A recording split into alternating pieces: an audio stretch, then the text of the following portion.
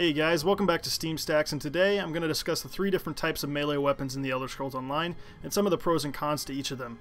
Hopefully after this video I'll have a better understanding of what weapon you would like to focus on in the Elder Scrolls Online. First up is probably one that many of you have gone with initially, the Sword and Shield.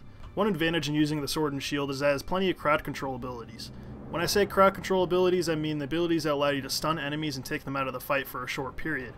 This, along with being able to carry a shield for increased armor rating, makes the Sword and Shield ideal for tanks. Using a Sword and Shield will increase your character's survivability in a fight with more than one enemy immensely, and you will have more control of the battlefield. The cost, however, is a lower DPS output. The Sword and Shield skill line has mainly burst damage skills, meaning that when you use an ability on an enemy, the damage happens immediately with no lasting effect.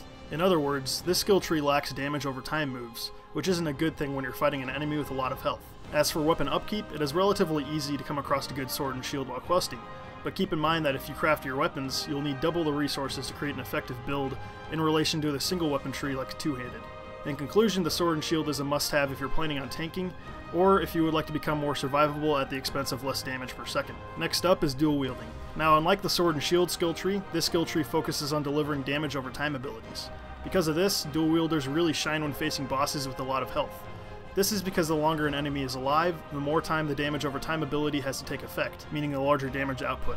Unfortunately, this weapon class suffers when there are many enemies with lower health to kill. The skills really don't have enough time to be as effective as burst damage in these situations. Weapon upkeep is the same as sword and shield. Since you will need 2 weapons to dual wield, crafting your own weapons requires double the resources to create an effective build. Where the skill tree really shines, however, is that because you can hold 2 weapons, you can apply 2 different enchantments to your weapons and make some seriously deadly combos. One weapon could reduce the opponent's armor, while the other do some shock damage. But once again, this is really only advantageous for enemies with high health. In conclusion, the dual wielding skill tree is good to use if you're looking to deal some serious damage to bosses, and is invaluable for endgame or group dungeons. Last up is two-handed weapons. This is one I'm personally fond of for leveling, as it mainly has burst damage abilities. While leveling, you really don't come across too many high health enemies, it is mostly groups of many low health enemies. With two-handed weapons, you can jump from enemy to enemy and eliminate them relatively easily. Since you only have one weapon to worry about, upkeep is relatively simple. Where this weapon skill tree really doesn't shine, however, is that many of the abilities cost a large amount of stamina, and keeping up a rotation for an extended period of time is hard to do without running out of your stamina.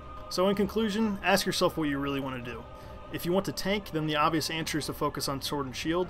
If you want to deal a ton of damage to bosses, focus on dual wielding, and if you want to be able to deal with low health enemies more efficiently, go with two-handed. Keep in mind that at level 15 you get the ability to switch weapon sets in the middle of a fight. However, I would not suggest picking 2 of these melee skill trees, as it's good to have a ranged option as well. Pick one of these that most interests you, and then pick a staff or bow and arrow for your second set. Hey, thanks guys for watching. If you haven't already, be sure to check out my video on how to get 4K resolution on your 1080p screen, and while you're also at it, check out a new series I'm doing called Game Sesh. It's basically a fast-paced let's play with my friends and I trying to keep it funny and entertaining. Thanks again guys for watching, and I'll see you in the next video. Peace.